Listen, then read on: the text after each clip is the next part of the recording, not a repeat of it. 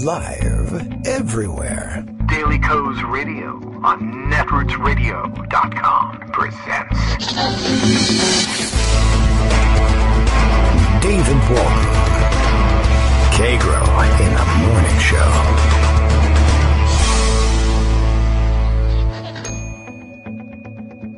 Now, here's David Waldman.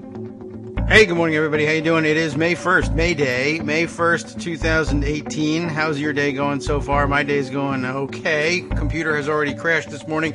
Once again, note to self, never, ever, if you want your computer to work, never open a page from rawstory.com.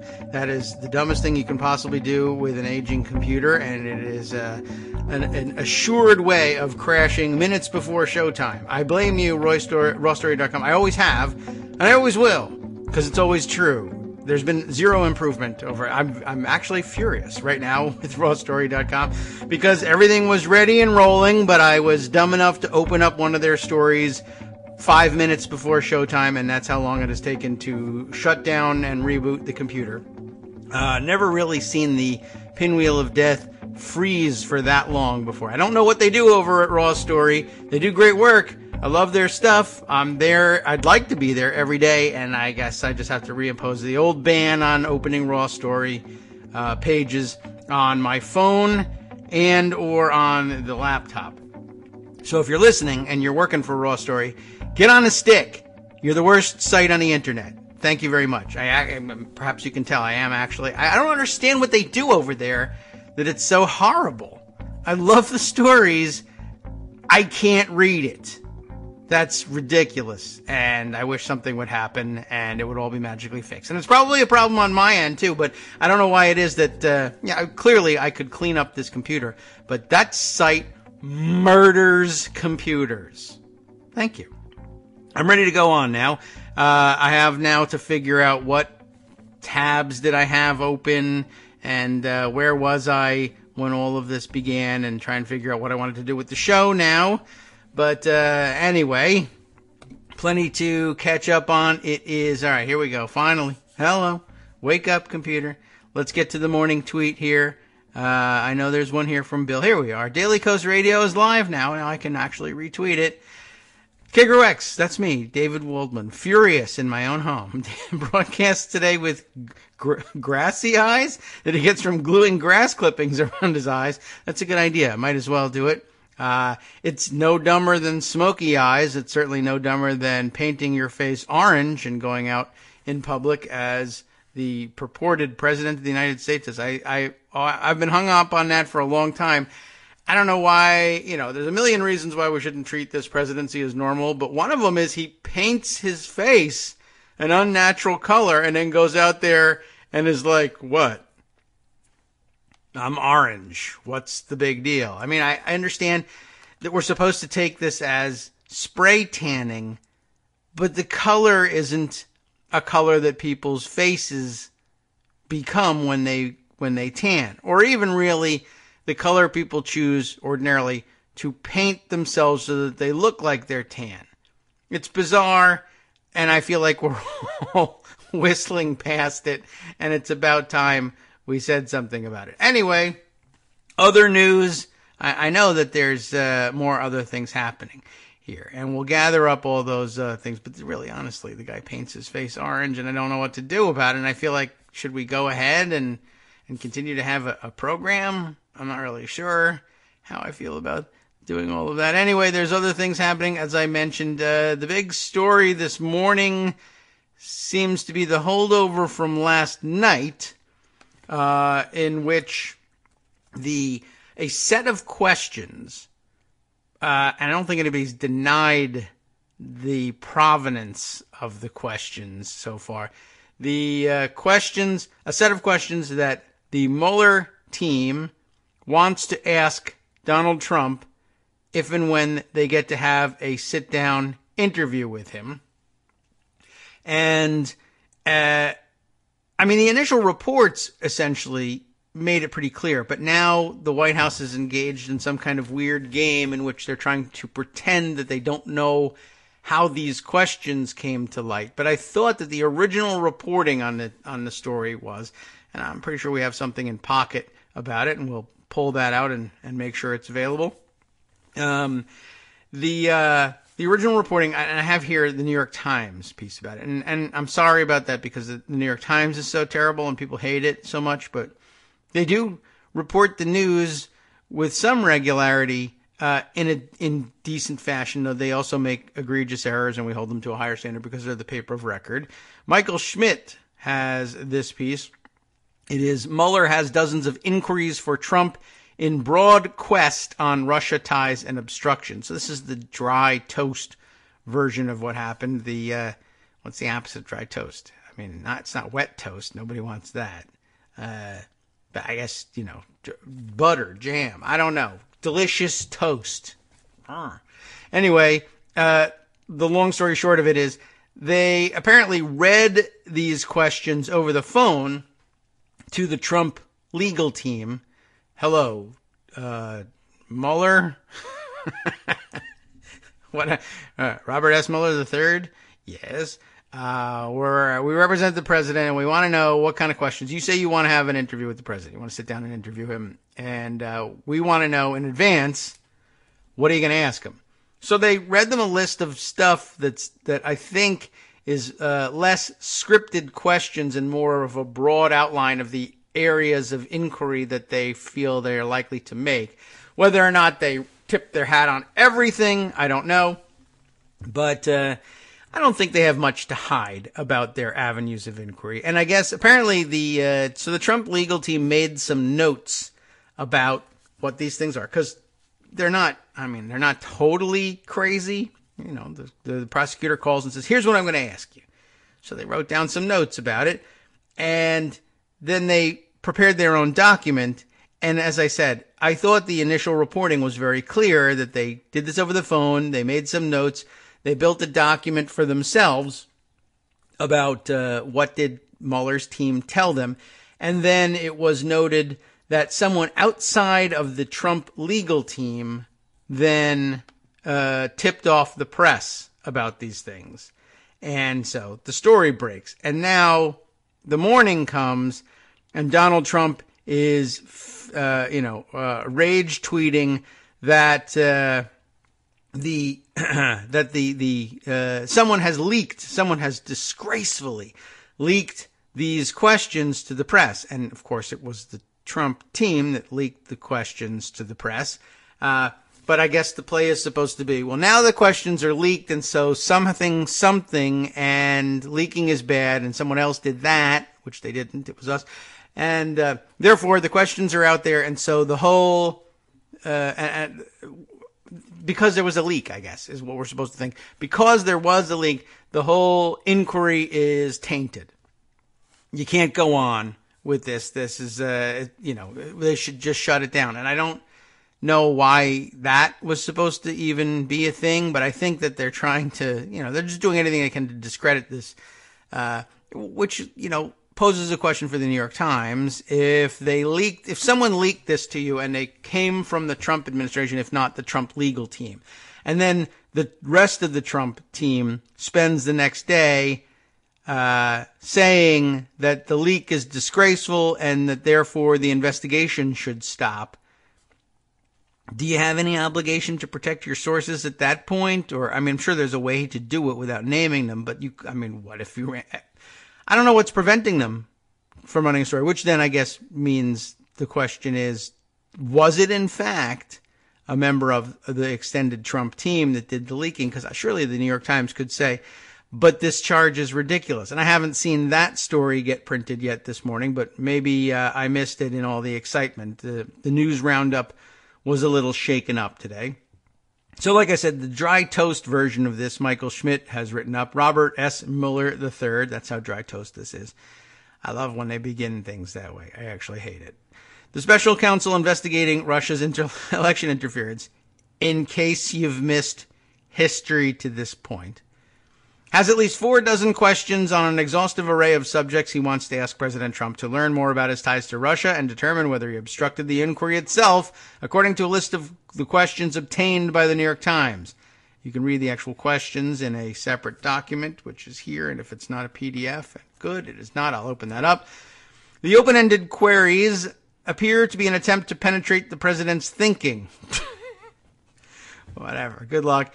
To get at the motivation behind some of his most combative Twitter posts and to examine his relationships with his family and closest advisors.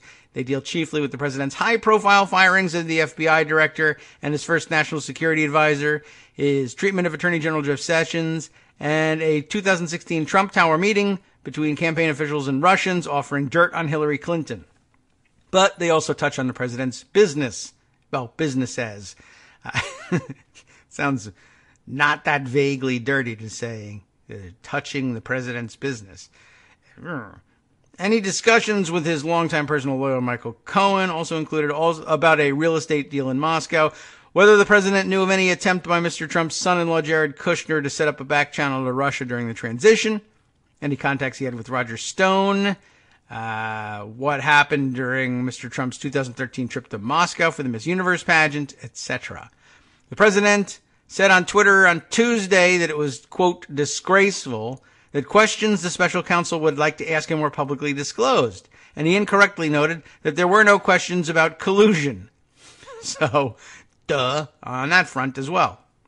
The president also said collusion was a phony crime. The questions provide the most detailed look yet inside Mr. Mueller's investigation, which has been shrouded in secrecy since he was appointed nearly a year ago. The majority relate to possible obstruction of justice, demonstrating how an investigation into Russia's election meddling grew into one that includes examination of the president's conduct in office. Among them are queries on any discussions Mr. Trump had about his attempts to fire Mr. Mueller himself, and what the president knew about possible pardon offers to Mr. Flynn. One of the questions listed here, what efforts were made to reach out to Mr. Flynn about seeking immunity or possible pardon? Mr. Mueller planned to ask, according to questions read by the special counsel investigators to the president's lawyers who compiled them into a list. See, there you are. That document was provided to the Times by a person outside Mr. Trump's legal team. And I guess the only question remaining then, I ask, is are they from some extended other arm of Mr. Trump's team beyond his legal team? And who else would have it? This is a document, not the Mueller team's actual list of questions, but something that's very clear that the president's lawyers compiled into a list. Who leaked it is the only question, and I wish they'd just say something about it already.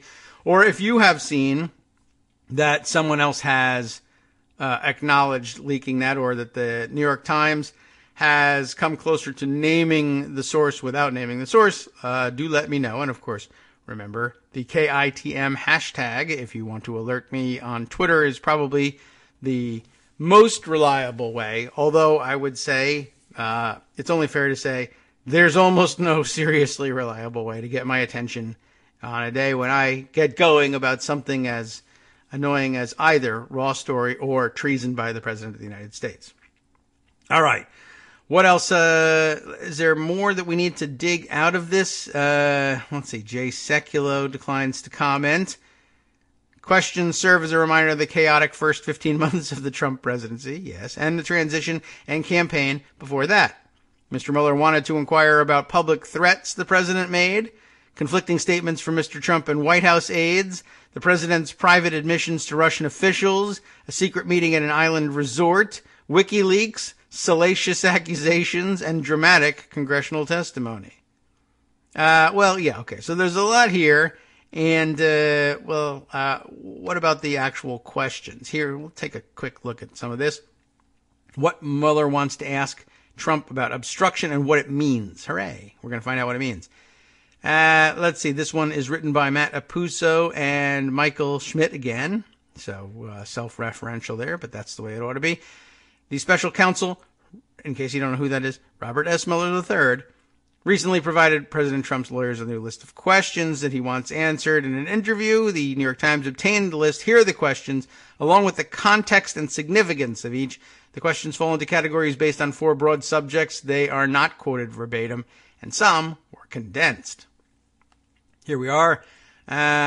What did you know about phone calls that Mr. Flynn made with the Russian ambassador, Sergei Kislyak, in late December of 2016?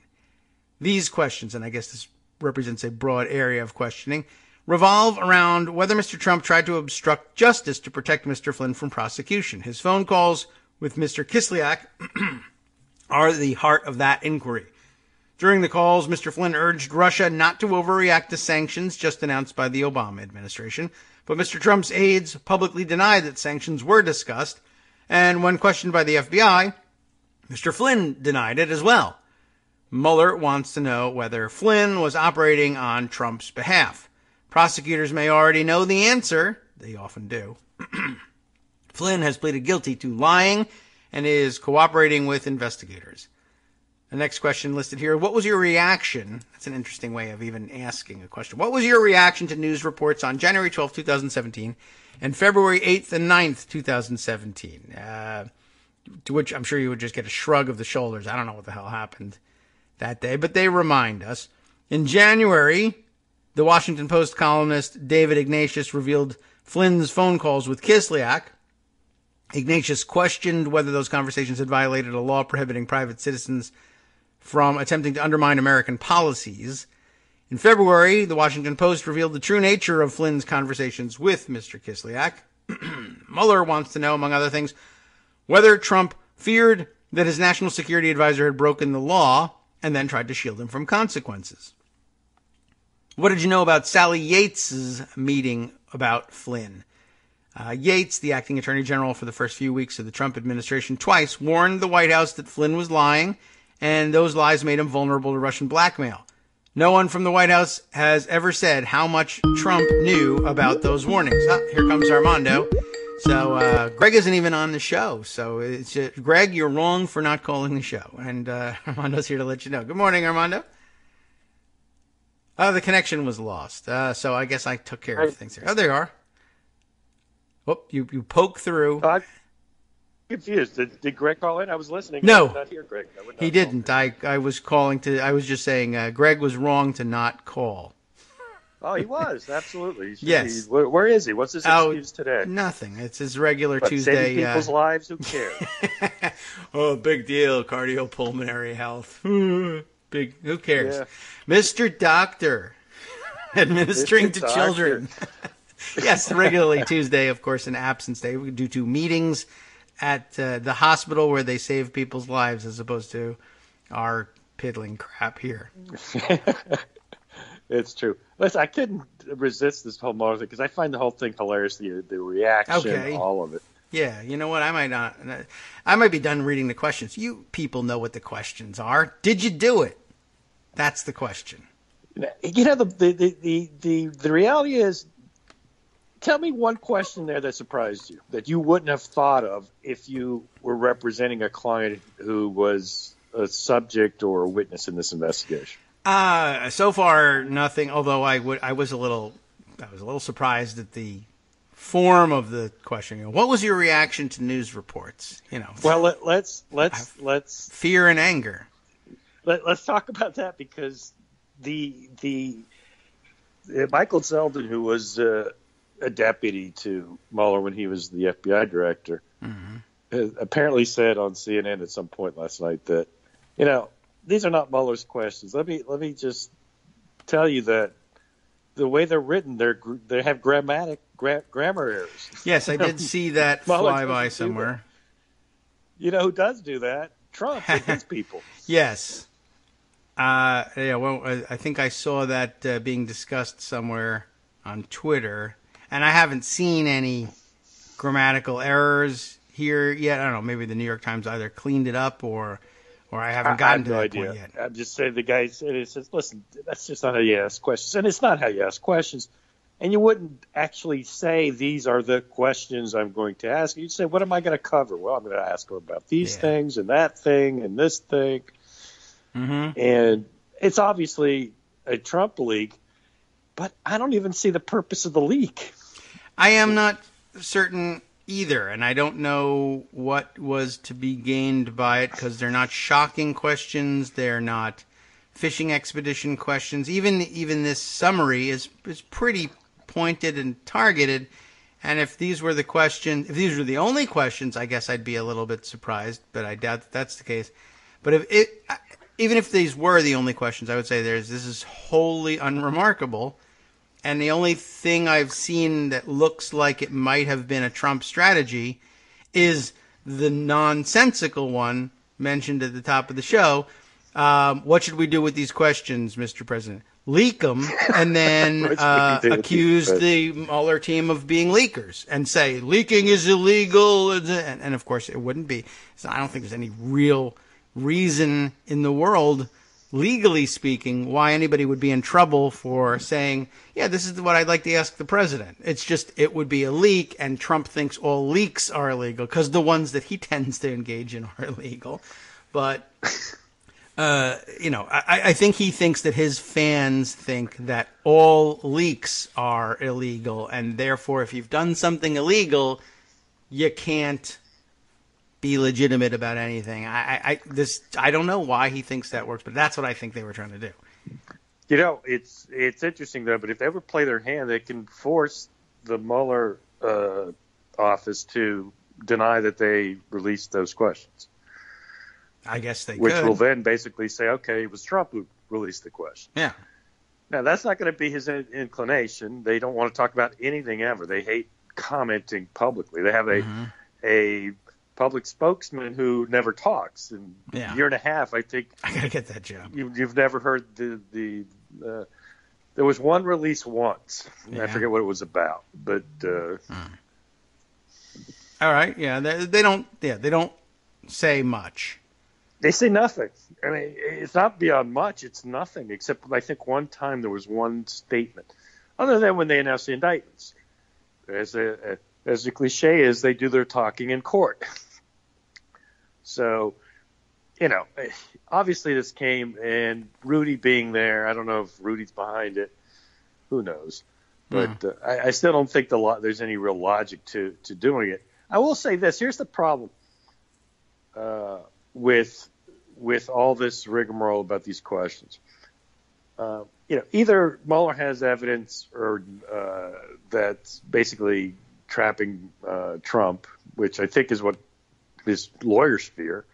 And this is always a problem for a lawyer when you don't trust your client.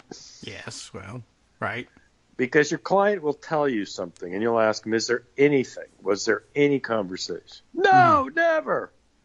Right. And you can't really take that to the bank, and you think there's going to be a memo or an email or a text or some 7 people were in a room when he was talking about it. Like the stories that you do see that I think are interesting. And I don't think there was this question in the list. Correct me if I'm wrong, David. Is there a question that asks, did you think about firing me, Robert Mueller? I don't know. I haven't seen all the questions yet, but I don't think it's there, which I think is interesting. Yeah. Because there are reports, of course, that would be. Trump wanted to fire him on 2 occasions and said so. Yeah, although I do feel like, what did we read in here that was in the first article? I felt like that got mentioned, although it may have been mentioned in the context of, this is not asked. Oh, I saw a list, and I didn't see that particular question. Yeah, I saw a lot about why did you fire Comey? What did you think of Comey during the transition? What did Comey do wrong? And why did you fire Comey, of course, is one of the great questions. Mm-hmm. Because we actually have him on camera telling us why he fired Comey. Yes. So what is he going to say? Well, I read this memo by Rod Rosenstein, and it convinced me that that Comey had been terribly unfair to Hillary Clinton. Yeah. Okay, so he goes to that answer. But wait a second. You just said they let her off the hook. But what about when you said they let her off the hook? The reality is they shouldn't let him testify under any circumstances. He should plead the Fifth, which he will need to once this gets exhausted. I do think it's interesting that Mueller hasn't started that process of, okay, well, you have to decide within 2 weeks whether you're going to testify. I don't think they're going to.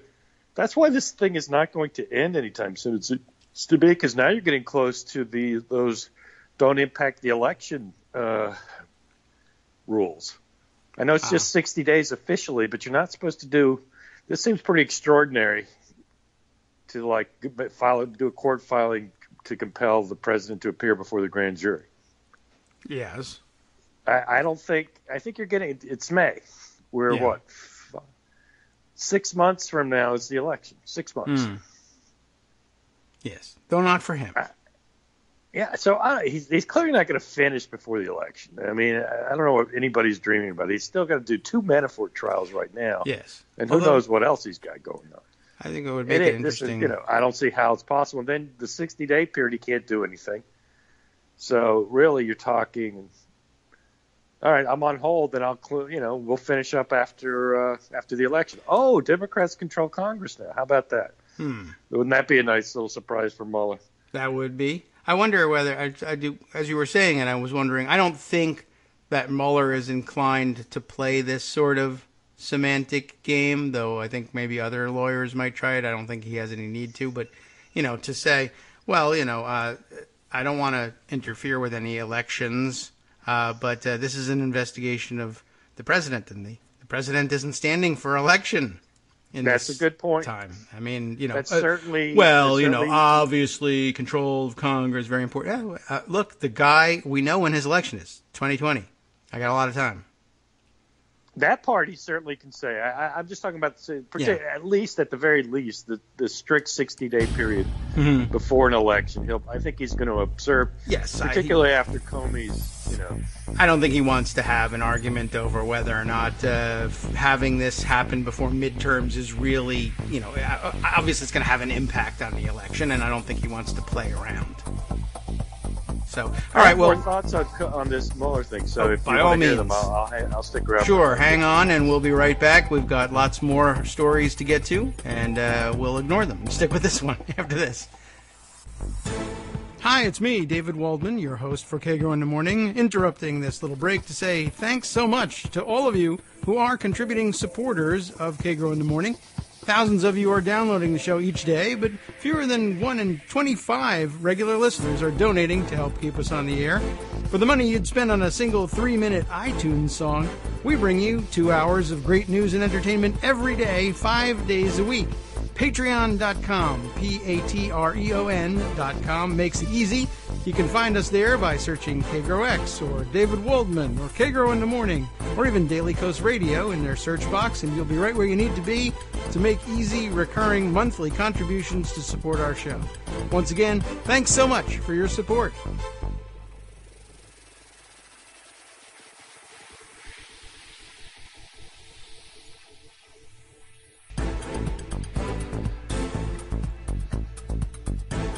Good morning and welcome back to the Kagro in the Morning show here on Netroots Radio. Armando continues on with us on the other side of our first break. Looking at the leaked / not leaked, whatever list of questions that the Mueller team has allegedly described to the Trump team as wanting to ask him in an interview. Yeah, no surprises here that I can see, and I have yet to see. I'm still sort of, while we're talking, combing through the questions to see whether there's anything about Mueller himself and his status. Are you thinking of firing me? I know that there was some discussion of holding out pardons of some sort. Yes. But I don't know if there's any questions about whether or not he's getting ready to fire him or maybe Rod Rosenstein or anything like that. I think he just, I don't know. There's questions of, I don't know what exactly, decorum and conflicts of interest probably. It's stuff. Did you know about this? And did you know about that? One thing that jumped out at me, there was no question about the Trump Tower meeting. Oh, so I thought that was listed. If it was, I missed it. That would be worth. Let's see. Oh, yeah, here we are. Well, let's see. It's separated into topic areas here in the New York Times report of it. The second section is questions about Jeff Sessions, and essentially a whole set of questions about why were you so upset that he recused himself? What did you want him to be doing, and what was your reaction? His job. Now here's the only reference. The reference. So I wanted him to paint my face orange every morning. There is some reference obliquely, what did you think and what did you do in reaction to the news of the appointment of the special counsel? That's under the Jeff Sessions section. And it I says watch here, TV. In a twist, the Times' explanation here. In a twist, Mr. Mueller's very appointment has become part of his investigation. Mr. Trump has repeatedly denounced the inquiry as a witch hunt and blames the appointment on Sessions' recusal. It is interesting also to see in the set of questions screen captures, quotes of Trump's tweets, which is a hilarious thing all by itself. Let's see. The next section is campaign coordination with Russia. So first question, when did you become aware of the Trump Tower meeting? Oh, it is there. Yeah. Okay. What involvement did you have in the communications strategy, including the release of Donald Trump Jr.'s emails? It's a whole set of questions here. All right, so I missed that section. My bad. Definitely on because to that them. seems to me to be about collusion. Yes. I was told that a tweet by the President of the United States this morning that there are no questions about collusion. Right. That identified as a huge mistake in the opening couple paragraphs of the first Times article, the Schmidt article from yesterday. Yeah, he mistakenly or incorrectly says that there were no questions about collusion, and P.S. it's phony anyway. That as a crime, not just that it doesn't happen, but that it doesn't exist as a crime. That's not even a crime. It's like charging me with drinking milk, for God's sake. Which there was a point in time about a year ago, when that Hannity had even sort of switched to, so what if we colluded? Yes, that they did try. They sort that of dropped that line. Yeah, I guess it didn't. Must not have polled particularly well. Not that they're paying that great attention to the polls, but I think the reaction largely was, "What if there was collusion? Well, then you should be arrested." Oh, I think Trump just didn't go along with it. I think that was the problem. I think Trump kept saying, "No collusion, witch hunt." So you couldn't really say, "So what if there's collusion?" Yeah, that didn't help, and he didn't want witch hunt. It doesn't work when the other guy's saying no collusion. Right. So, all right, look again. As I said, to me, the idea that there's anything that, he gave away his questions in this is just dumb. Mm-hmm. That's not how these things work. Now, what you do trip them up on is, if you want to trip them up, because maybe you don't. Maybe you just want them on the record. Oh. But if you're a lawyer, you're trying. Again, my analogy, and I'm not in the criminal side, so who knows how apt this is, but I'm taking a deposition in a civil case before the trial. Mm-hmm. If they're, most things don't go to trial in civil, but in a deposition. And what am I trying to do the deposition? Am I just trying to elicit answers to pin them in? Am I trying to get something that I would use in a summary judgment motion, a confession, so to speak? How do I do it? There's strategies, and when you have evidence that will contradict testimony, do you use it there? Do you save it? Those are questions for how you're going to present your case. And it seems to me that the idea that this is going to be a long and hostile interview as opposed to fairly just the facts, ma'am questions, sort of information gathering, letting Trump put himself on the record is probably wrong. In my view, if this ever happens, which I don't think it will, because I think Giuliani, of all people, knows that Trump should not testify. I don't know where Ty Cobb is right now. John Dad always was against that idea. Yeah, and I am too. And the question is the PR. Well, you just bluster the PR. Since when have facts ever mattered for Trump on his PR? Do whatever he'll call it a witch hunt. I'm not cooperating with a witch hunt. Oh, and then in a whisper, and legally I'm pleading the fifth, just like my man Michael Cohen. Yeah, it's it will be something. I mean, there's also a pretty good chance with a guy like Trump that you could intend to simply have a very sedate, matter-of-fact set of questions, not attempting to trap him into anything, but he gets so agitated that he just sits there and blurts out, Colonel Jessup's himself. I think that's much more the strategy that I would employ.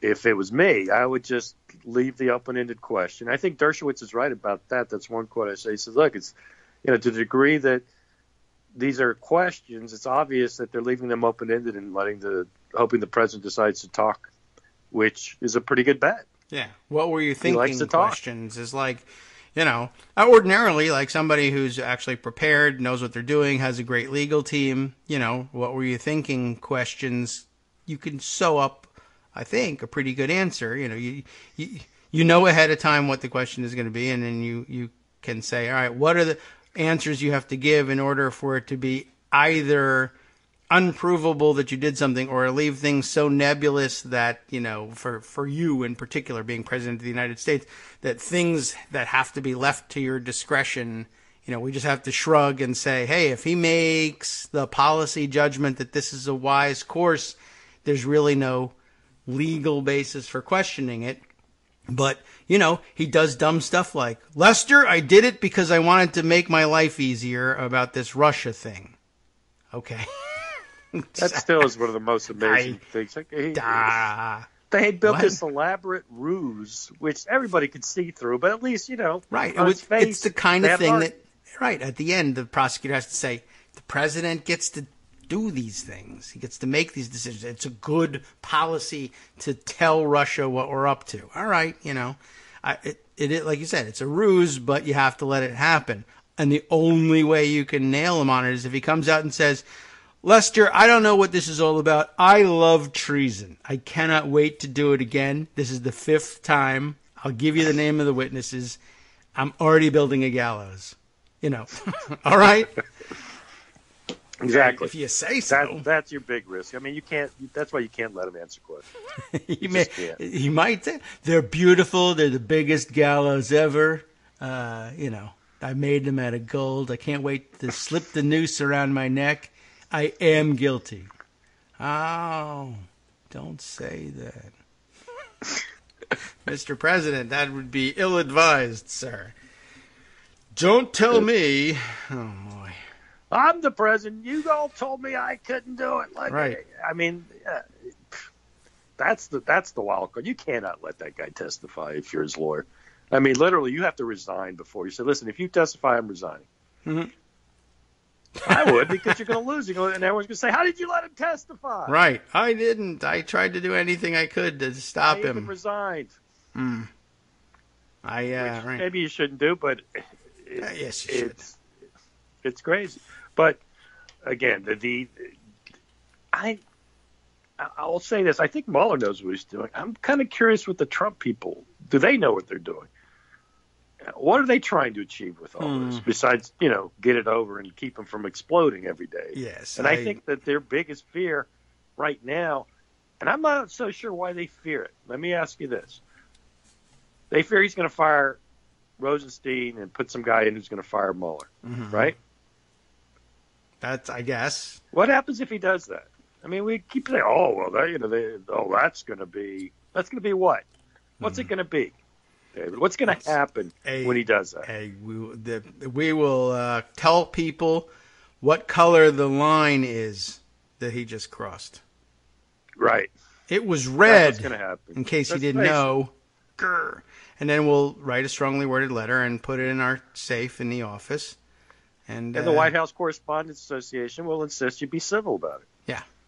But please don't. You're saying he's guilty of a crime, and I don't like that. Well, yes, exactly. Oh, this is that. He's not going to talk to us now. But he doesn't need to talk to you. And also, we said it. Why would he not talk to the press about something that the special counsel has to say? I don't know reasons. Yeah. You just brought up something. The real comparison to be made about the way the media is handling this. It's Susan Collins. You're absolutely right. She'll be troubled. Mm-hmm. Occasionally she'll do the right thing. But by and large, it's all mush. Yeah, and that's generally how the media's handled. They're being threatened with being thrown in jail, according to Comey. And they're like, well, Yeah. I think that the attitude is just problematic. I don't know. Yes. I know you feel like that, and that's why you're saying try. And for Shaka, and I know you're saying it, but it is emblematic. He paints his face orange. You know who also painted his face? The Joker. Look what he did to Gotham City. I mean, now he's fake. It's too, people treat like this is not a real risk, and it's going to turn out to be a real risk because people didn't treat it like a real risk. I do think at some point Mueller's fired, and I think, I'm not sure what happens. I guess Democrats would impeach if they have the House, but they're not going to remove him from office. But maybe that's good enough. I don't know. I don't know. I mean, there's a whole discussion to be had about whether or not drawing lines is a thing worth doing. We will, and we have yet to resolve that. But I don't know.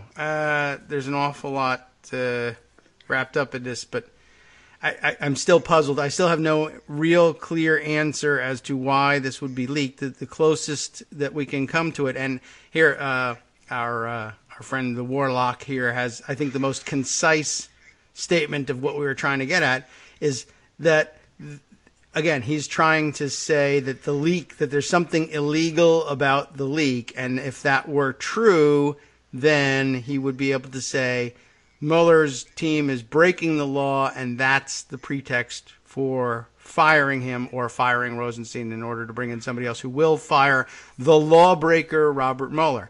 And once you leap past the question of, well, did something illegal happen? If you just assume something illegal happened, then yeah, I guess that's the rest of the play. The rest of us are supposed to, I suppose, stand by and say, oh yeah, leaking is illegal.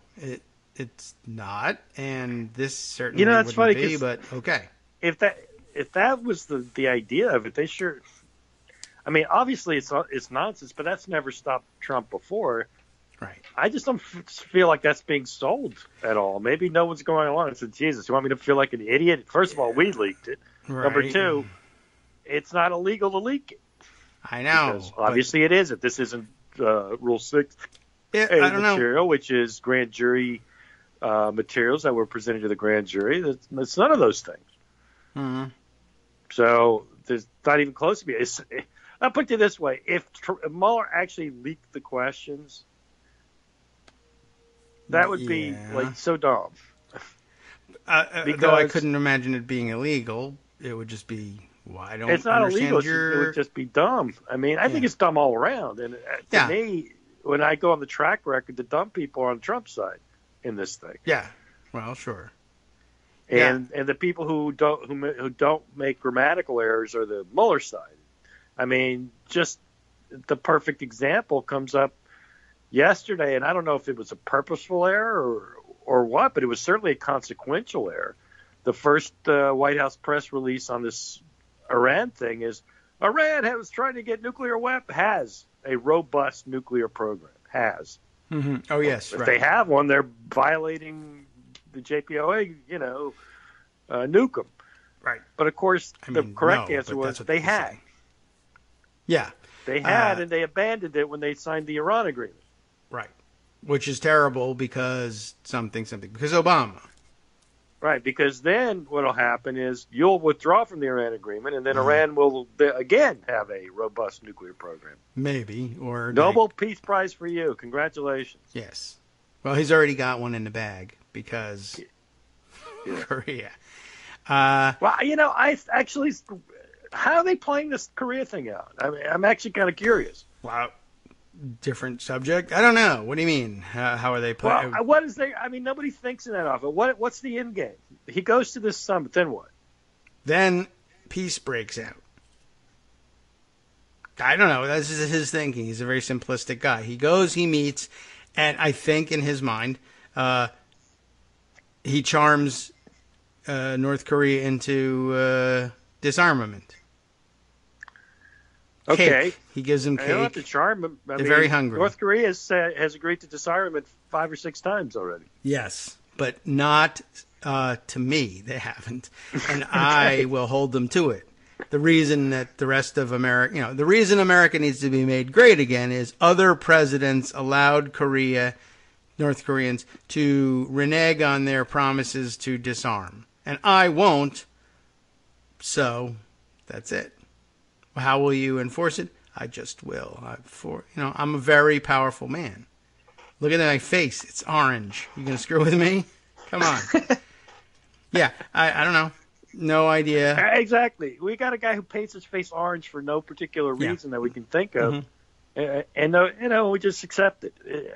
I think you put your finger on it by using this, well, someone would think of as a trivial thing, but he paints his face orange. You're supposed to think it's trivial. Raccoon eyes. Yes, you're supposed to think it's. I know, and it's weird, and it's hard to convince anybody. And nobody listens to me about this one. I mean, except the people I'm forcing to listen right now. But everybody sort of excuses it, like, well, it's the wrong color, and he looks terrible, but it's a spray tan. I don't even know that that's what it is. I mean, why are his eyes pink in the middle of this? I mean, they can't. This is the president. He can't get a little Q-tip and get in between his eyebrows and his eyelids. And why can't he get a suit that fits?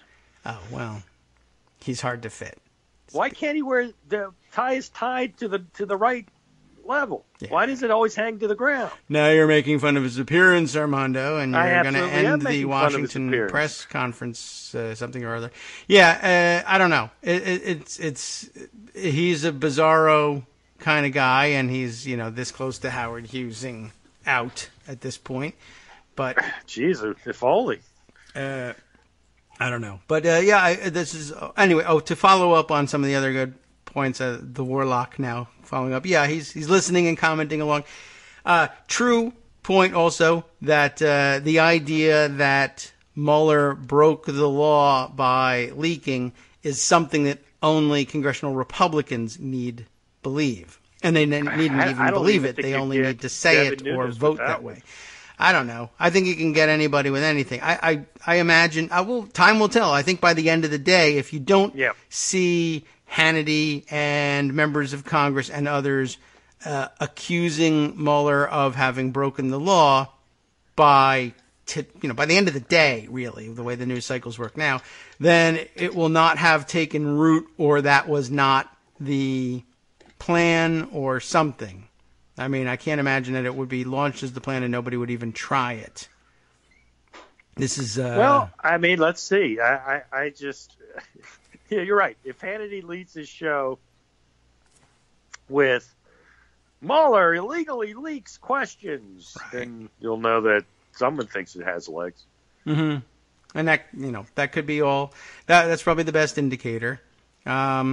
Yes, following up here also, by the way, also on the subject of North Korea, his suspicion that it just could be a whole setup, a whole kabuki theater with, I don't know if I even buy this one, but the idea of Russia being able to control or lean on North Korea in order to get them to appear to go along with whatever show Trump is putting on, and therefore it looks like Trump is strong. I don't think Russia really does have that. China has more control over North Korea. China is the main. Yeah, but I don't know. I just think that the Koreans are on a bit of a charm offensive, and they're playing off of the great press they got in the... They've done this 3 or 4 times already. Yeah. They're belligerent, they threaten this and that, and then they say, let's talk. And they even talk about denuclearization. Yes. This isn't... It's happened 20 times already. There was a verifiable agreement in place one time. Yeah. 1994. Oh. Okay. Was it perfect? Probably not. Clearly not. But it was better than what we had afterwards, and John Bolton blew it up. John Bolton now National Security Advisor. Yes. So he has a great interest in doing things this way. I am just thinking it's, I mean, this current round of it, they did a tremendous job in their charm offensive during the Olympics. A great background for looking like you want to cooperate internationally, and in particular with the South Koreans, and they're not going to turn away from it. And having was it Kim Jong-un's sister at the Olympics? The very personable. Yes, and it was all over the press. All of the Western press ate it up, And I think they're just trying to capitalize on it. And I mean, I guess I'll put it this way. Well, it's extremely serious, maybe Nobel Prize caliber work here that's going on. As crazy as Trump is, as weird and as idiotic as he is, things are happening. Progress is being made. Now, as you point out, that kind of progress has been made and reneged on in the past. But even ignoring all of that, Trump's very unpredictability may have been, what drove the North Koreans to realize they had to negotiate. This is all the very serious person's spin on what's happening here. Here's my stupid analogy. That's the same as saying, well, sure, the president spray tans, but that's just, that's how he gets ready for the camera, whatever, blah blah blah. It's normal, even though it's a little bit off and the color is weird. Whereas I'm saying, I don't know that he's spray tanning. He's painting his face orange, and I think that indicates that he's an insane person. Maybe that's an extreme interpretation of things. But here's my parallel spin to North Korea. Well, the president is doing Nobel Prize level work here. He's breaking through where others have not succeeded. This will be the first meeting between a United States president and and the North Koreans have never come to South Korea before, and blah, blah, blah. And, he's doing what no other president ever has. True, but there are other people who have done this, and the one that everyone can think of, and I know you all know who did it, Dennis Rodman, who is crazy. Is he spray tanning or is he painting his face orange? Is he winning a Nobel Prize or is he Dennis Rodmaning? That's great. Look, the line, it's a close call. It is. He paints his face orange. No, he's spray tanning. Well, Dennis Rodman dyed his hair leopard pattern. Was that flamboyant wackiness, or was it, no, that's the color that people color their hair all the time. People spray tan all the time. Yeah, with sort of like tan color. This guy has painted himself into a traffic cone. And he's tanning, He goes to Florida 100 times a year. He can't get a tan? I don't know. Well, that requires taking your clothes off, I think, at least down to your swim trunks. He certainly won't do that. He could go. The great white whale will not be seen. Right. Oh, but he's outside. He's golfing, etc. No, he's staying in the car. He doesn't even get out for putting. And he wears that stupid MAGA hat, so he doesn't get down low. So I don't know. Not good. Let's see. I am updated here with a note from Arliss Bunny sending on a tweet here. Surprise, Trump leaked, blamed Mueller. The Hill has this story. They're usually copying it off of somebody else. Let's see where it comes from. Like you said, they're citing Michael Zeldin here, which is good because I wanted a link for that. Is it just him saying he thinks they leaked, or is this some kind of confirmation? No, it's not confirmation. Oh, okay. Zeldin. All right, but at least we have that as a link. Experience, A, obviously you don't leak questions, but B, the way these questions are written, that's just not how it's done. Someone else wrote questions, that's for sure. So if someone else wrote the questions, then it was someone else who leaked it. Mm-hmm. It's not like Trump's team gave these questions to Mueller, who then leaked them. Yeah. They didn't need copies of the questions they were going to ask. It was leaked by Trump's people. It's obvious. I mean, It's not even. There's not a shadow of a doubt. All right. Well, okay. So I wanted to put that on the record, but it's really, I guess we'll use it just as the link to Zeller's comments because, so far fine. It's not like somebody's, coughing up an admission. The grammar thing because of the mistake on the Iran deal. Right. I know you're about to go, and I'm going to the break, but I am going to drop off. I know you're going to talk about Kelly. I would just give you one point on Kelly I thought was interesting. Yes. In his release statement, he very much said, the president and I fully understand that this is a BS story. Okay. I thought that was interesting phrasing. How does the president know that's a BS story? Oh, I don't know. Kelly told him it was, and he said, I trust you. Exactly. I guess that's it. I haven't. Saying, I hope the president thinks this is a BS story, but it's probably a true story. Yeah, we'll treat it as a BS story in the sense that we don't really have to spend any time on it. I didn't even introduce it, but everyone knows, of course, from watching the news or watching Twitter, what we're talking about. This NBC reports that somebody says that Kelly, the chief of staff, says that Trump is an idiot, which was true when Tillerson said it. They now deny that he has said such a thing, and this is the way these things usually work. And it is suspected, I guess, that his enemies in the White House who want him gone, and I think that includes Jared Kushner and others, were the ones who leaked it. So there's leaks going on all over the place. And by the way, leaking is illegal, so once they find out that Kushner did it, they should sentence him to prison. But by that point, leaking will be legalized, along with marijuana and anything else that we can fit leaking in. Marijuana. Yes. But yeah, I mean, and really, how much more time do you want to spend on it? The president is an idiot. John Kelly is also an idiot as well.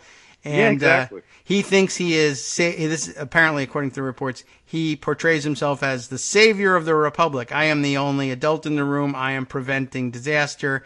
Every time I overrule this idiot or convince him to stop, pursuing whatever dumb thing it is he's pursuing, I believe that he stops him from doing very, very dumb, much more, idiotic things, dumber things than he would ordinarily do if he had no chief of staff. But Kelly is himself not that great, but he is right. The president is dumber than he is.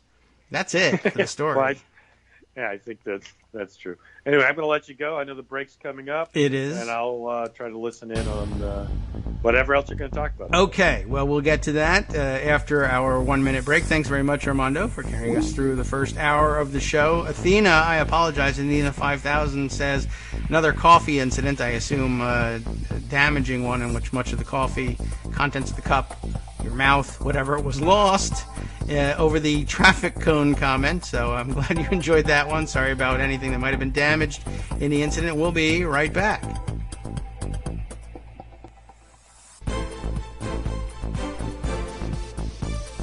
Welcome back now to the Kagro in the Morning Show here on Netroots Radio. Just taking a 1-minute break to reset for the top of the hour. Plenty of other things we need to get to. Some in depth, some not. Some things that we could have done in depth, but now are a couple of days old, and we'll just need to note for the record. I'm serious. There's really not that much more to say about the story in which we learn that Kelly allegedly thinks Trump is an idiot. What else do you want to know? But credit there to, as I said, NBC News, Carol Lee, the lead on this one. Is this going to autoplay if I scroll down? Who else is on the story? Courtney Kube, Kube, how does she say that? Kristen Walker, Stephanie Rule. Is that an all-female lineup there? Excellent job, ladies. Well done. It's about time. You see, I think once or twice we've seen, I'm sure it just happens by happenstance. Or, I don't know, maybe not. Maybe they're like, yeah, the only competent reporters around here who won't sexually harass us are the other women, so let's work together on these things. I don't know. Reading too much into the line, of course.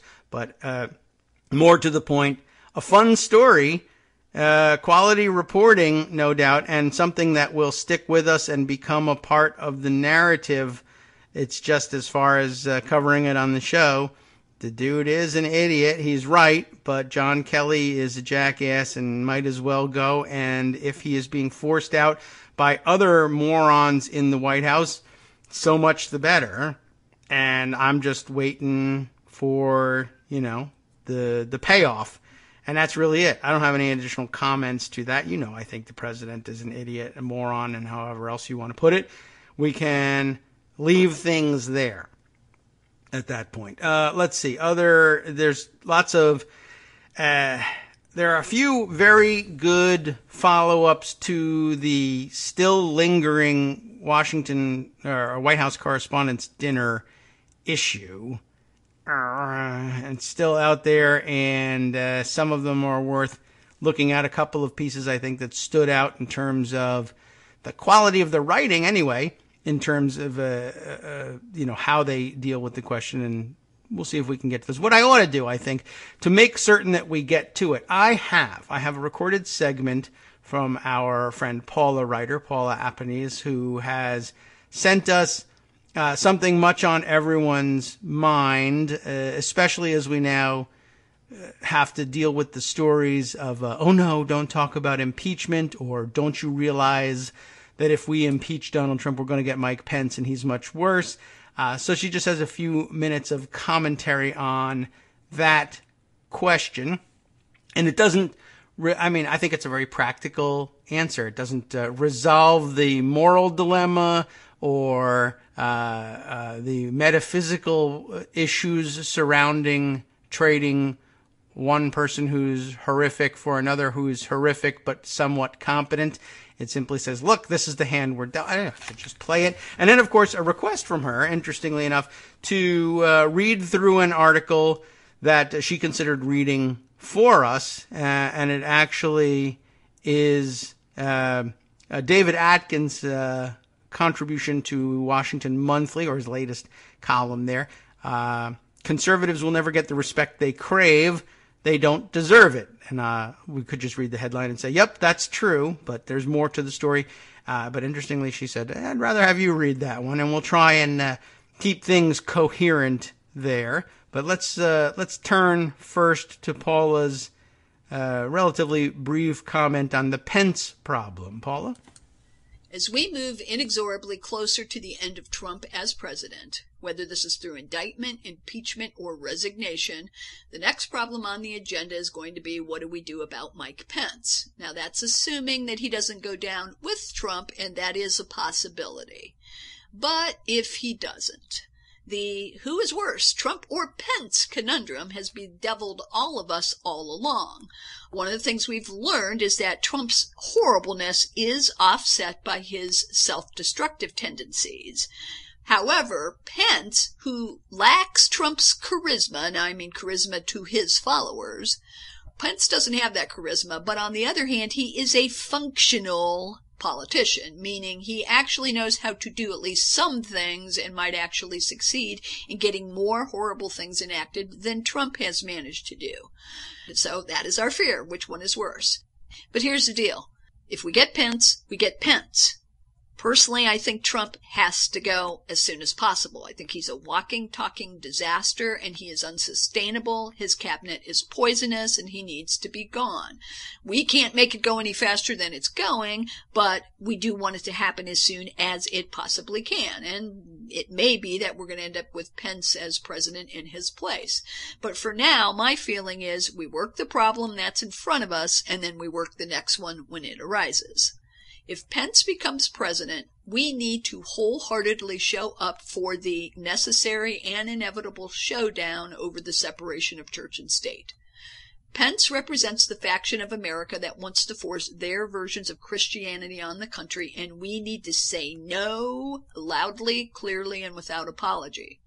As miserable and frightening as the Trump administration has been, we need to celebrate the fact that we have survived it pretty well, at any rate to date.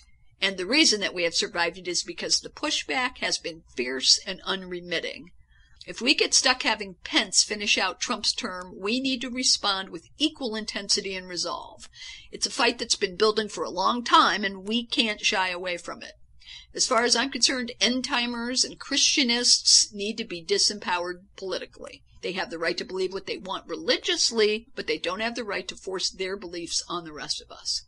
The Trump fight is a battle for democracy over tyranny. The Pence fight, if it happens, will be a battle for secular democracy over theocracy, freedom from religion as well as freedom of religion. And if we are confronted with a, hopefully short, Pence administration, we are going to have to embrace the fight, because we can't let the Pences in America prevail. And as we've seen, if bad actors are not confronted, if they are not exposed, they gain power. We've gained experience in resistance through this Trump presidency. If we get a President Pence, let's take every lesson that we've learned and use them. This is Paula at paulawriter.com. Thank you once again, as always, Paula. And the follow-up, as I mentioned, you had some interest in my reading through David Atkins' piece in the Washington Monthly. Which I think I'm gonna, even though it happened first in time. I'm going to read it, I think, last in a series of articles I mentioned about reactions to the White House Correspondents' Dinner. But first, yes, I did want to wrap up and say I think that's a very practical approach. And Paula, you've become very well known for taking that pragmatic approach. This is just, essentially, I guess you could boil it down to saying, we have to fight the war that we're handed here.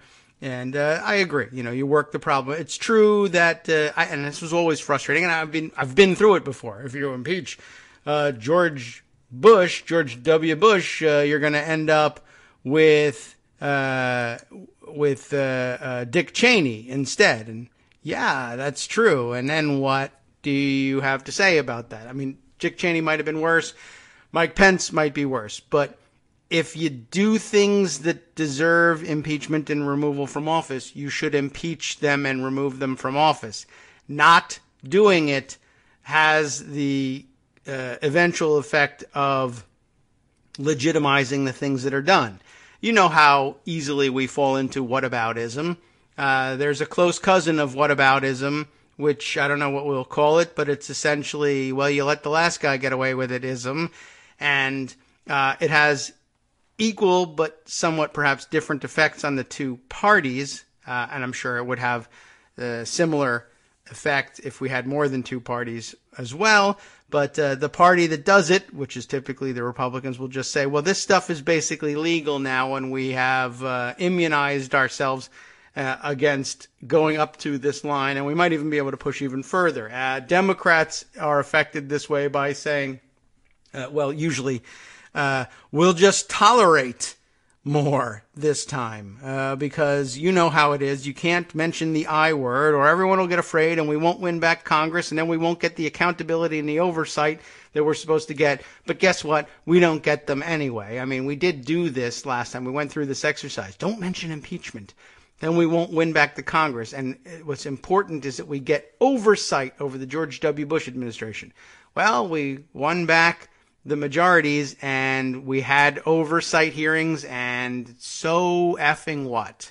And here we are. So I don't know whether oversight is such a great prize. It's better to have it than not to, but you better do something with it if you want me to set aside impeachable crimes and say, we're not going to do it because I'm going to do this other thing instead. If the other thing is, well, I made some reports, and then the very next Republican president goes hog effing wild, and he would have done it anyway. I guess there's this argument to be made. Had George W. Bush been a choir boy, Donald Trump would still be Donald Trump. And I guess that's true too.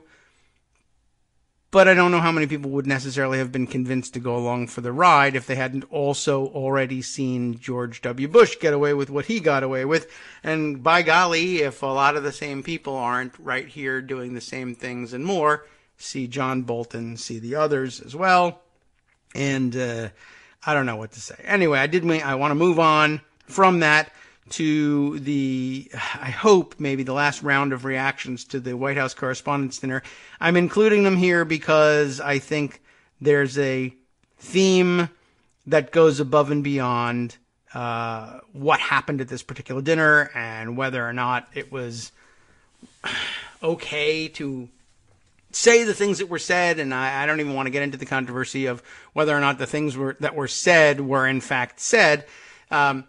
Except to say, just to relate things back a little bit to earlier discussion with Armando, if you're wondering how willing Republicans might be or how effective it might be if Republicans are willing to just simply jump on the bandwagon and say, for instance, leaking is illegal, therefore Mueller broke the law, therefore Mueller needs to be fired. Absurd, right? Well, the entire other side of the aisle has gone all in on burning facts to make a perfect smoky eye makeup application equals making fun of Sarah Huckabee Sanders' physical appearance. It is not. It is arguably the opposite of it, but I'll leave that part aside. This doesn't equal that. And I as I put it the other day, I think on Twitter, I never even remember what forum I'm doing these things on anymore. It is the not all, it seems like, two different metaphors going on here. The idea that, talking about the constituent ingredients of eyeshadow equals making fun of somebody's appearance is essentially the Nazis were National Socialists and therefore socialism equals Nazism and the Nazis were leftists argument of what to do with this White House Correspondents' Dinner joke. And in addition, the reaction to it from the press, well, I don't think, look, bullying and personal attacks are unacceptable no matter who they're made about and no matter who makes them. And I don't think that that's fair and it's not news and this is bad analysis and I won't accept your argument, et cetera, et cetera. That's a very grown up sort of position to try to take. And also there's, of course, the Brendan Nyhan, this is whataboutism. If you say, oh my God, well, what about the president himself or anybody else for that matter who makes fun of other people's looks all the time? The president is notorious for it, obviously. Can you impute that to Sarah Huckabee Sanders? Sure, why not? But what's the difference? There are other people out there who say things like Nyhan and say, this is wrong no matter who's doing it. And it's very high principled sounding, et cetera, et cetera. I think it's wrong-headed, and some of these articles will address some of that. But I also feel like golly gee, it's not nice to launch a personal attack that isn't a personal attack, even though, and you don't have to impute the president's actions to Sanders. She's just as guilty of the same kinds of stupid attacks, even if they don't necessarily focus as bluntly on physical appearance as Trump tends to do. She's clearly guilty of the same sort of tactics and loves to say that other people are liars and loves to say that, you're crazy for believing them and whatever. And to excuse the whole situation or to scold over the whole situation by saying, well, golly, I feel bad about it, there having been a personal attack, feels to me anyway, and I think I'm right. But that's me, because I always think I'm right. No, I very rarely think I'm right. But I do think I'm right about this one. It feels like the sort of the not all men version of this episode here. Like women have some legitimate grievance over whatever the latest particular aspect of the fact that men treat them horribly in general is. Pick your sexual harasser or whatever other story of the day and note that, yes, it will be said that men in general do this thing. And then the obligatory, well, not all men. I mean, this starts from way back when, but it continues to this day. And I'm always sort of surprised I feel the same. I get the point, not all men. It's true, not all men. I know.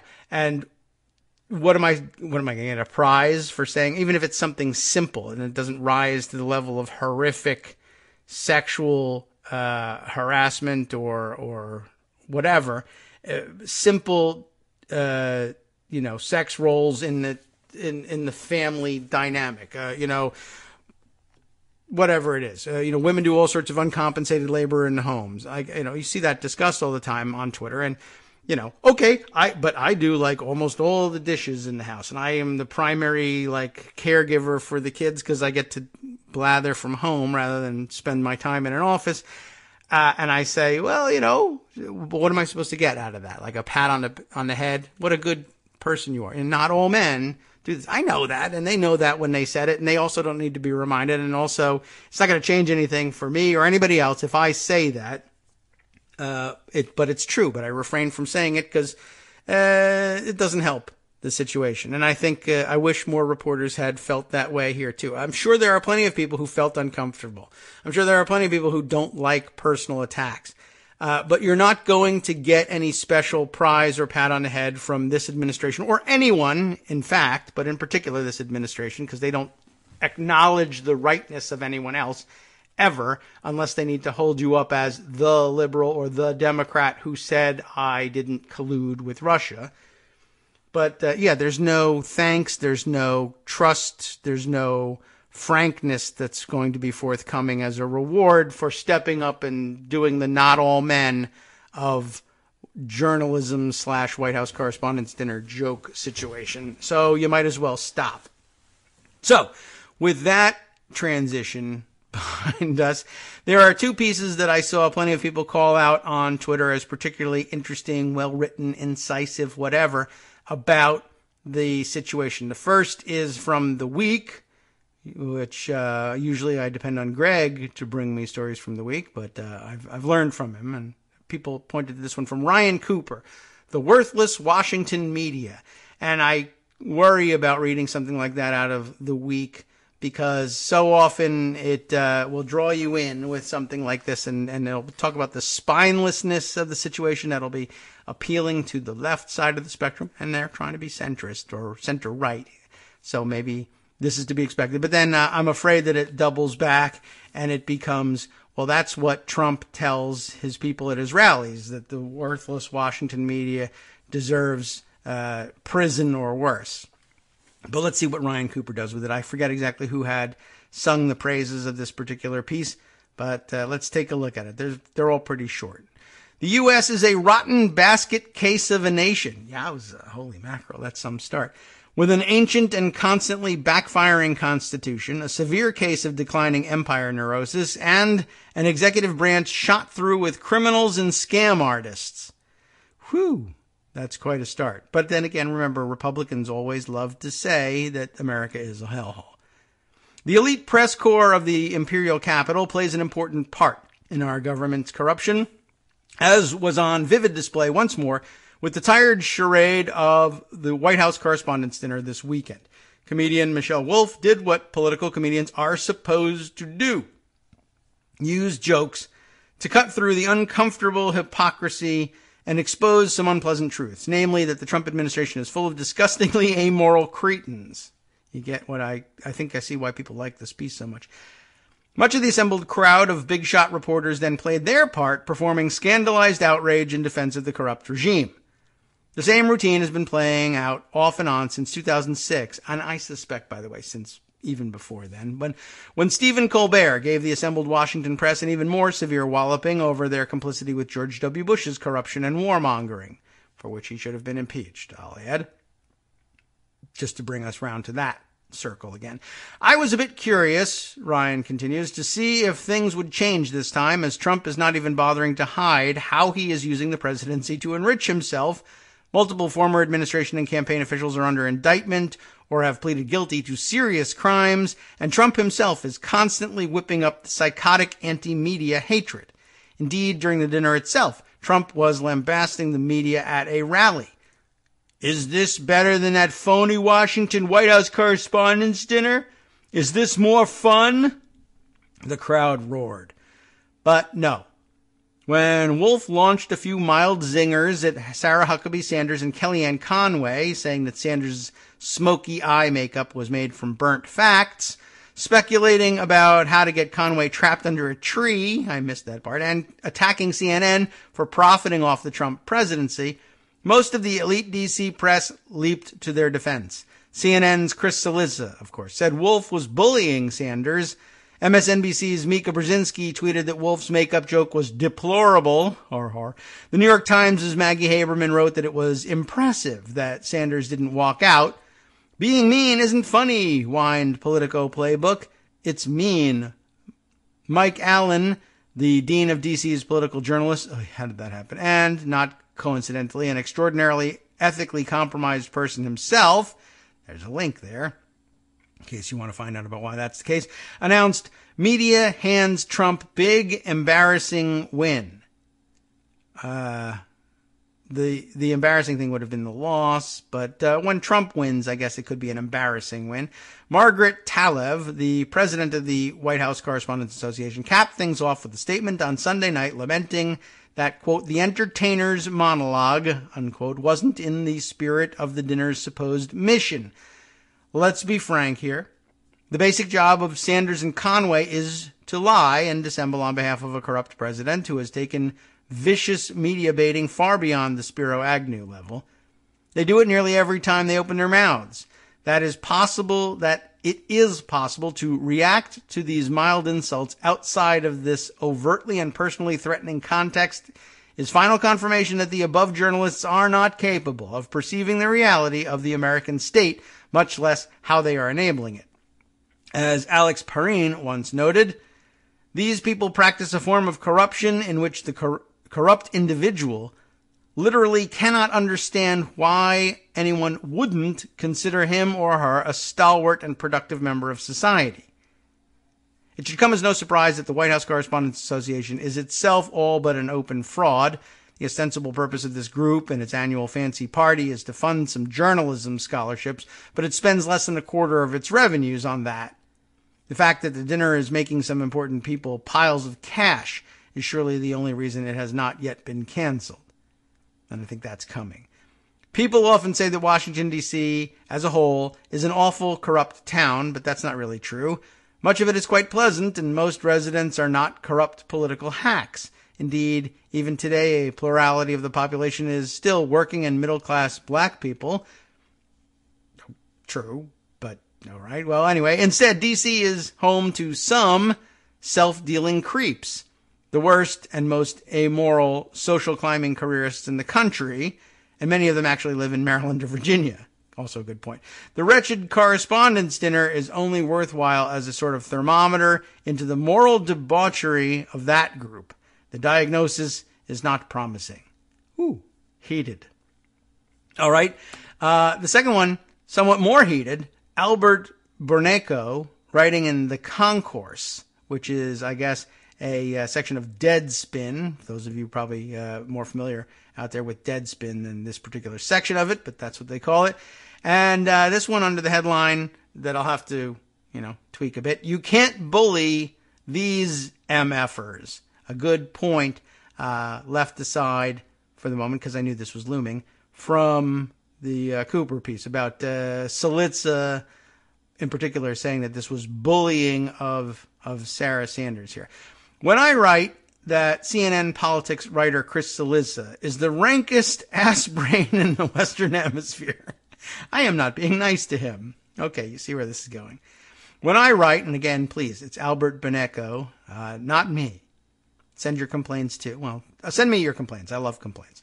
When I write that God clowned Chris Cillizza before he was born by making him Chris Cillizza instead of a crap-eating, not really, maggot, I am being unkind. When I say that Cillizza himself is the punchline to the cruelest work of absurdist comedy in the history of the effing universe, and that the title of that work is On the Origin of Species, I am being mean.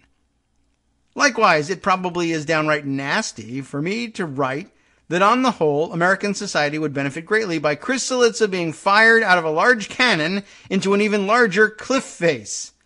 But I am not bullying Chris Cillizza. Categorically, I cannot do that. Wolf's treatment of Sanders was bullying, Cillizza wrote on CNN's website yesterday, because he is an obsequious slimeball, even more slovenly with language than his forebears were in the dispensation of their chromosomes. Hot. He's referring to the stand-up set Michelle Wolf, a comedian, performed at the White House Correspondents' Dinner on Saturday night, somewhat at the expense of White House Press Secretary Sarah Huckabee Sanders, a brazen, knowing, and hugely powerful enemy of the free press and deceiver of the public by trade. As you've surely read by now, Wolf joked that Sanders' makeup, her perfect smoky eye, is made of the ashes of the facts she burns. That's about as gentle a way as anyone could come up with to lampoon the single most relevant fact about Sanders and what brought her to a station in life that would make her a reasonable subject of lines in a White House Correspondents' Dinner monologue in the first place. A frank and honest description of who she is and what she does would have been much more harsh. And I think that's a good point. Every day, Sarah Huckabee Sanders plants herself by choice between the public and the facts of what's being done at the very highest levels of American executive power and does her damnedest to break and delegitimize the means by which the two are brought together. That is particularly harsh, isn't it? She is one of the most visible and powerful people in American civic life, and she uses her visibility and power. She chooses to use her visibility and power to confuse the public and degrade its grasp on the truth rather than to inform or empower or serve it. Her willingness to do this on behalf of Donald Trump day after day and the unmistakable teeth-gnashing relish with which she does it are the substance of her power and the reason why anybody knows who the F she is at all. Hi everybody, it's me, David. Let's change things up from the old fundraising pitch for just a minute and talk instead about how you can be a part of our show. If you've got a smartphone or any other electronic recording device, why not sit down and record a segment for us? Read us an important article and give us your take. Read one of your own original essays, or even just give us your commentary on something you'd like to share that's important to you. Then send the file to me at kagrox@gmail.com and I'll try and work it into the show. Short segments, a few minutes in length, are easiest to fit in. And of course, I can't always guarantee that I'll be able to play everything, but if you've ever shouted at your radio or TV about something you wish was being covered, here's your chance to change that. Make the show your own. Send your submissions to me at kagrox@gmail.com.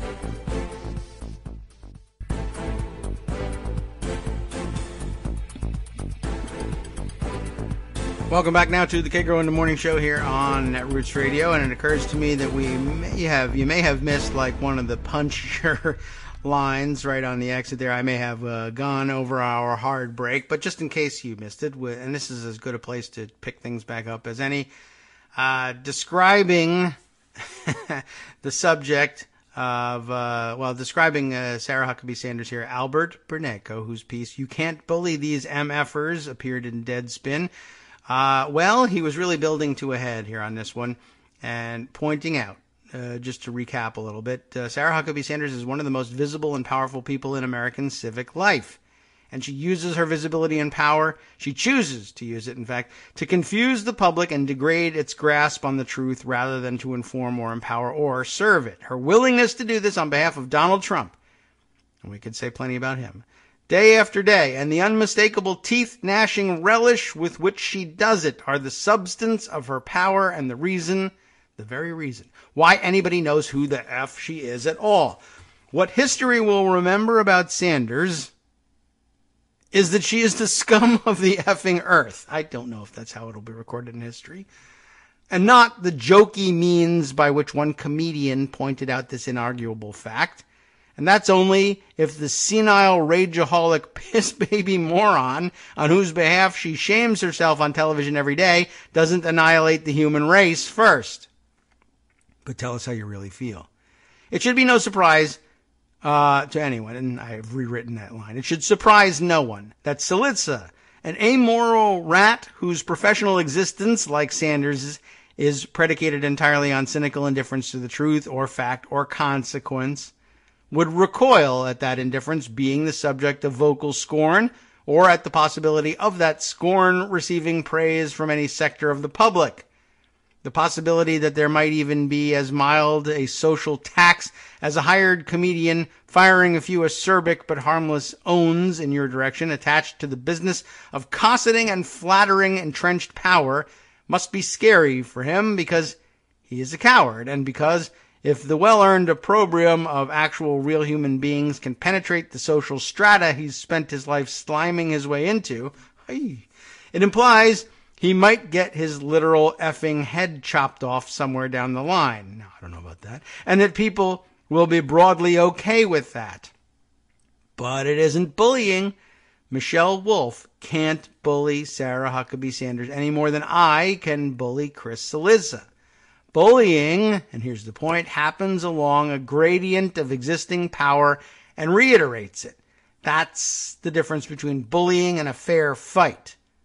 Or even a dirty one, really, to be honest. The bully is bigger and stronger and safer, and wields those advantages over someone smaller and weaker and more vulnerable.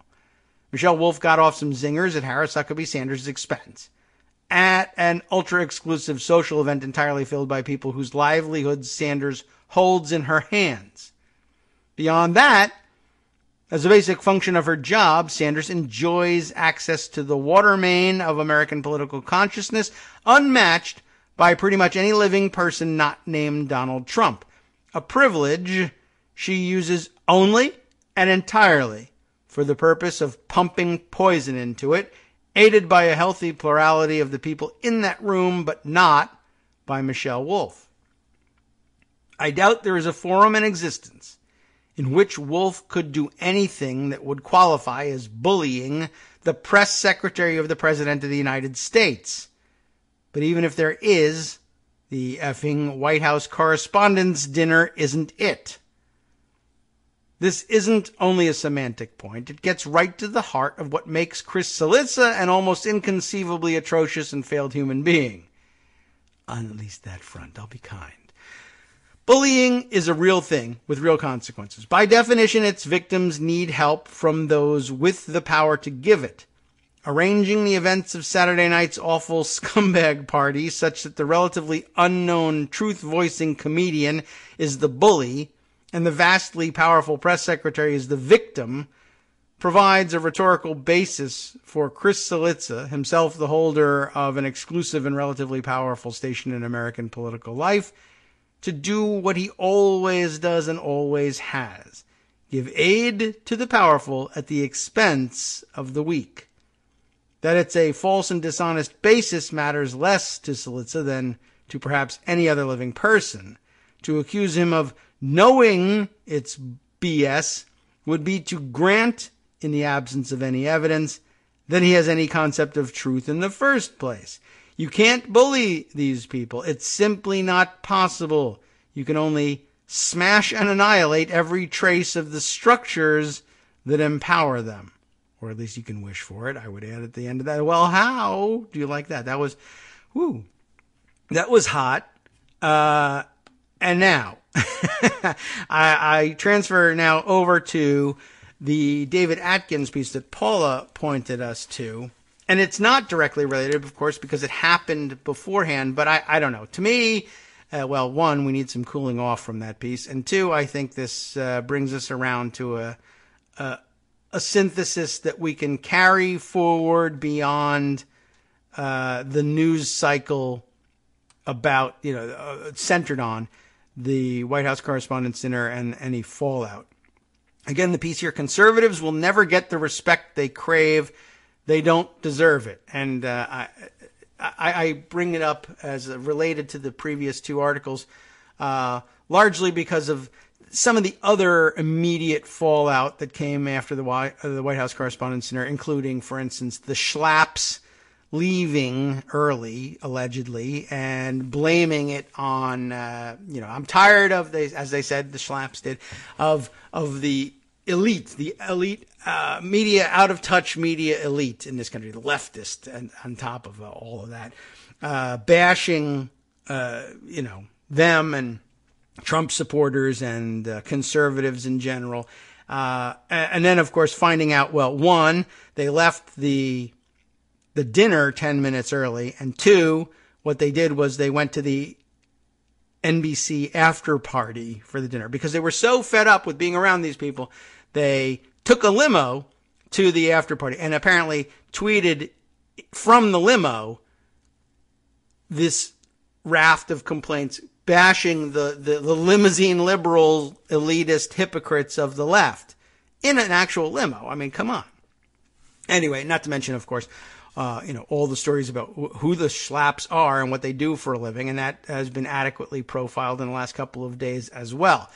But this, as I said, happened. This was written before all of this, but I think it belongs here in, if not in the timeline, then in the document-based question for AP U.S. History tests of the future.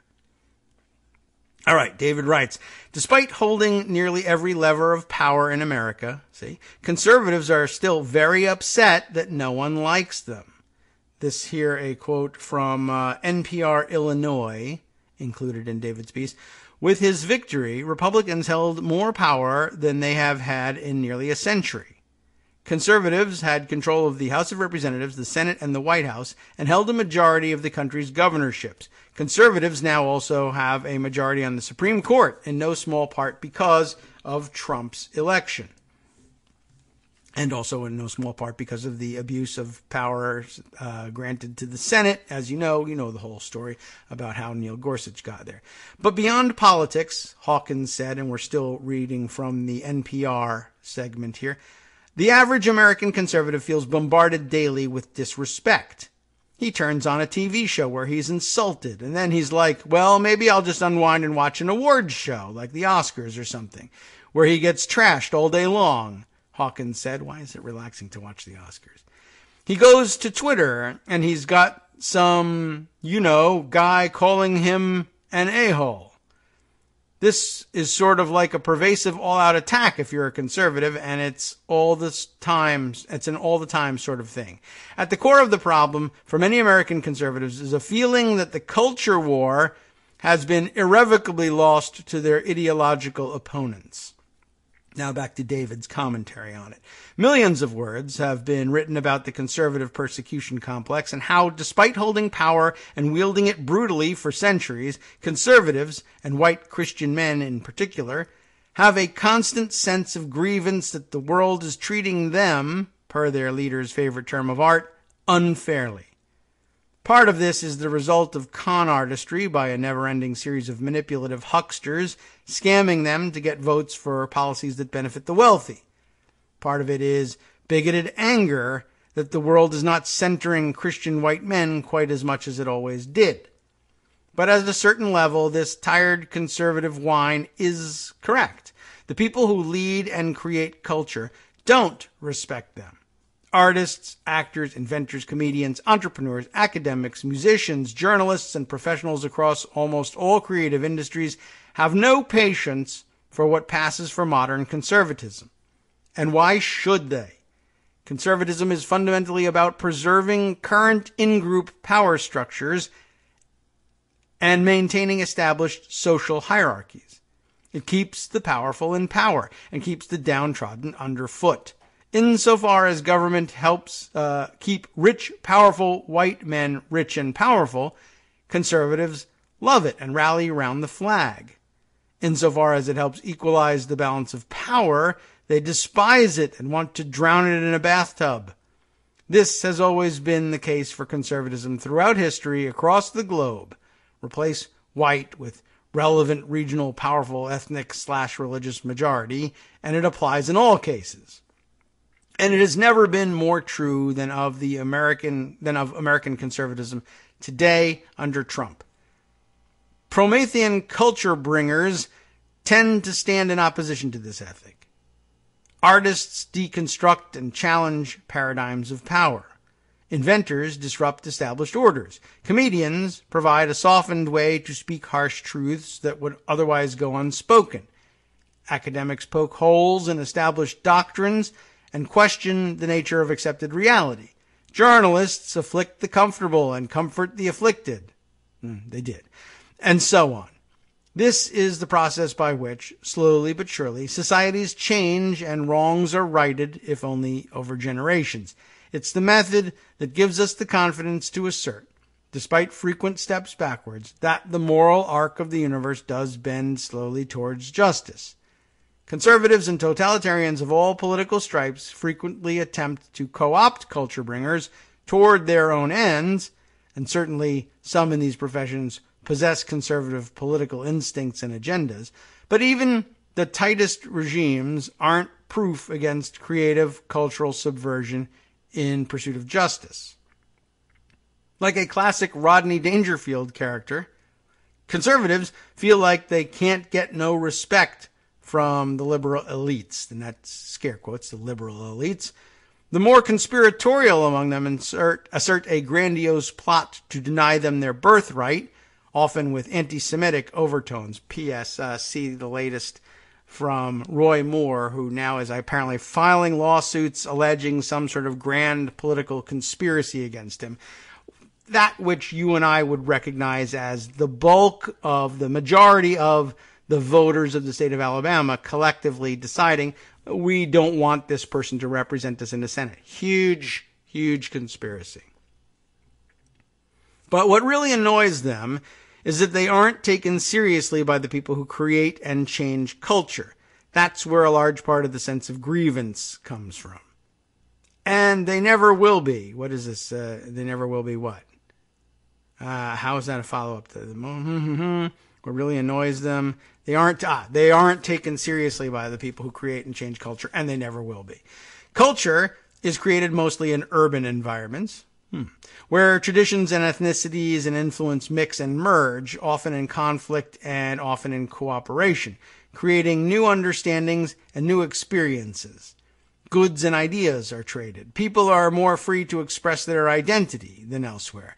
Cities are also economic powerhouses. Large companies are centered there, picking the best possible talent. Okay. Artists congregate for inspiration. Universities absorb and interpret these influences free of old doctrines. This is not a perfect process, of course, nor is it free of its own prejudices and blind spots, but the overall result is music, art, film, media, scholarship, journalism, and commercial products that push boundaries and threaten many established social hierarchies. Some more than others, as many an economic and anti-war progressive would be quick to point out, but still enough to more than discomfit a stodgy traditionalist. He's hedging well, David is, and rightly so. And just what are these traditions the modern conservative wants respected? They're very rarely stated out loud, and when they are, it's usually in code. Family, God, country. But dig deeper, and it's the sort of deplorable stuff that no one involved in the creation of culture would ever want to countenance. That women should serve as obedient reproductive vessels.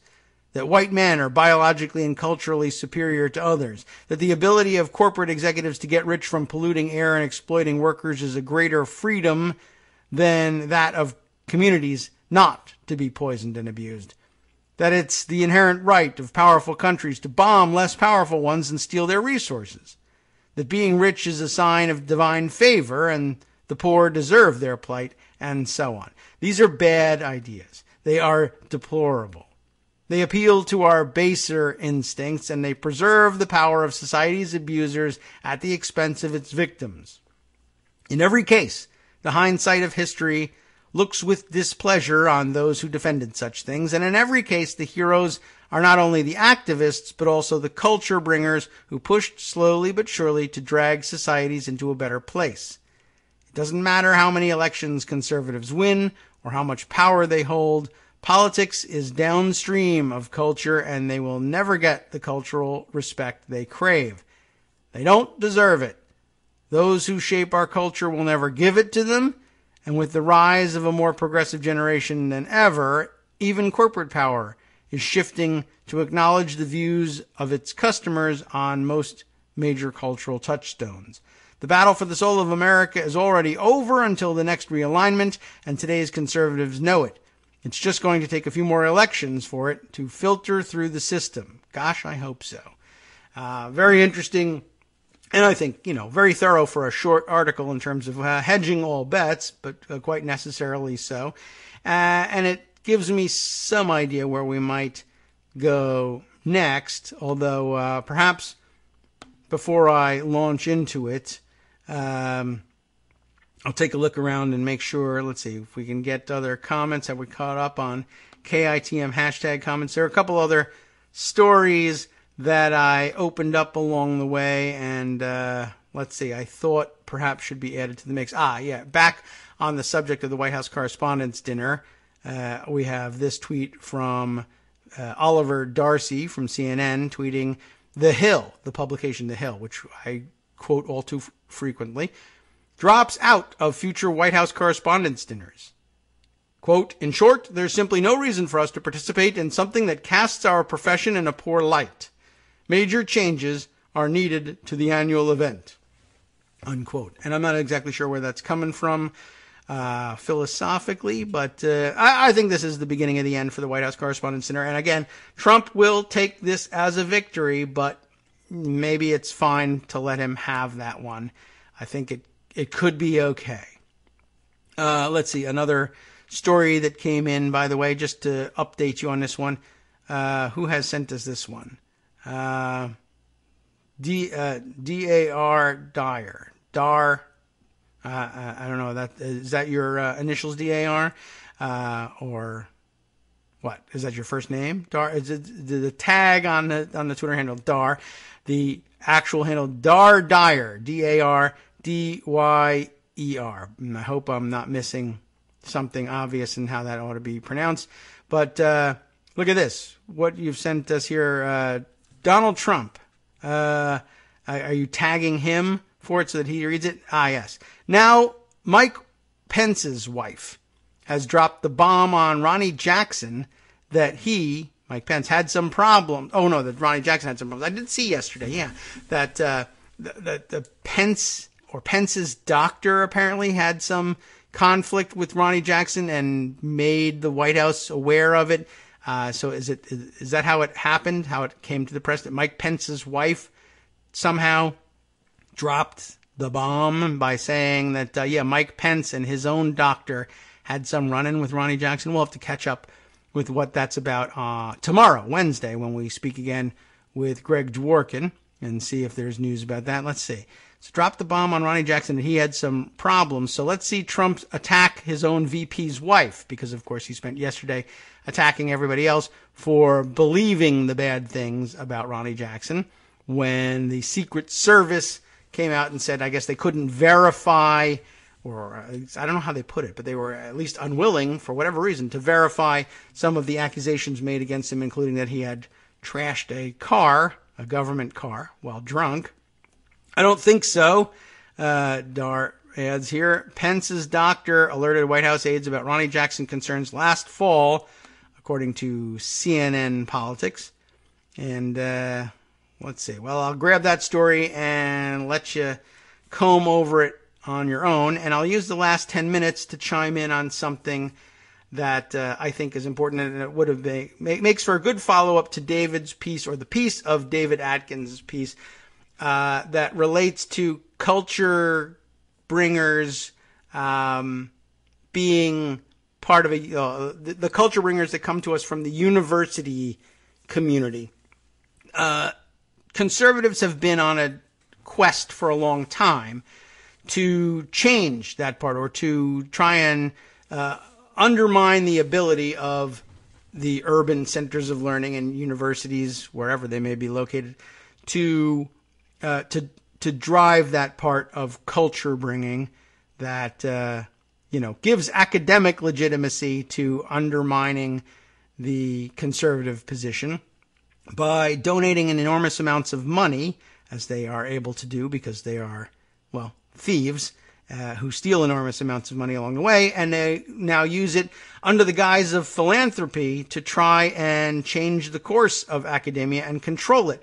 Longtime listeners will know that every time this story comes up, I bring out the old Decosapedia entry that I once, a project too large for me to actually continue with, documenting the conscious work of the Philanthropy Roundtable, hiding behind a benign sounding name, actually a collection of family foundations run by arch conservatives with the aim of funding academic programs,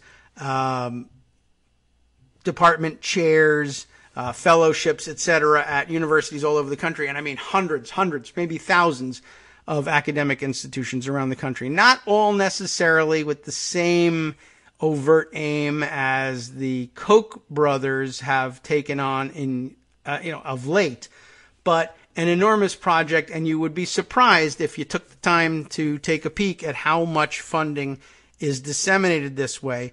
And if you combine it with the previous reporting and yesterday's reporting by ProPublica in connection with, or in cooperation with, their AP partners, you find this. Documents show ties between university and conservative donors. And in this case, some personal interest here, as it involves George Mason University right here in Virginia. Virginia's largest public university, the largest one, not the University of Virginia, but George Mason, granted the conservative Charles Koch Foundation a say in the hiring and firing of professors in exchange for millions of dollars in donations, according to newly released documents. The release of donor agreements between George Mason University and the foundation follows years of denials by university administrators that Koch Foundation donations inhibit academic freedom. That's always been the accusation, and it's always been easily enough denied. But of course, everyone suspected that they were just lying, like Sarah Huckabee Sanders does. But we were unwilling to say so out loud all the time, or we didn't have a roast where we could say that about university presidents, or we just didn't care, or everyone figured it was happening. But look, this is just the polite system of accusations and denials we maintain in this country. University President Angel Cabrera wrote a note to faculty Friday night saying that agreements fall short of the standards of academic independence I expect any gift to meet. The admission came 3 days after a judge scrutinized the university's earlier refusal to release any documents. The newly released documents spell out multi-million-dollar deals in which the Koch Foundation endows a fund to pay the salary of one or more professors at the university's Mercatus Center. Google me and the Mercatus Center. Google me and Chris Bowers and the Mercatus Center. From a couple of years ago. This was laid bare much earlier, but they're doing great specific work here, ProPublica. Mercatus Center bills itself as a free market think tank. The agreements require creation of 5 member selection committees to choose the professors and grant the donors the right to name 2 of the committee members. The Koch Foundation enjoyed similar appointment rights to advisory boards that had the right under the agreements to recommend firing a professor who failed to live up to standards, whatever they may be. Cabrera emphasized in his note to faculty that, quote, the agreements did not give donors control over academic decisions, and an apparent reference to the fact that the Koch Foundation did not control a majority of seats on the selection committees. A university spokesman said Cabrera was unavailable for the interview. On Monday night, Cabrera issued a statement saying he's ordering a review of all the university's donor agreements that support faculty positions to, quote, ensure that they do not grant donors undue influence in academic matters. Cabrera's admission that the agreements fall short of standards for academic independence is a stark departure from his earlier statements on the issue. In a 2014 blog post on the issue, he wrote that donors don't get to decide who is hired and that these rules are an essential part of our academic integrity. If these rules are not acceptable, we simply don't accept the gift. Academic freedom is never for sale, period. Except if it is, it seems. In 2016, in an interview with the Associated Press, he denied that the Koch donations restricted academic independence and said Koch's status as a lightning rod for his support of Republican candidates is the only reason people question the donations, or possibly the underlying truth of the accusations. The documents were released to a former student. Good job. Samantha Parsons, under a FOIA request that she filed earlier this year after years of having similar requests rejected.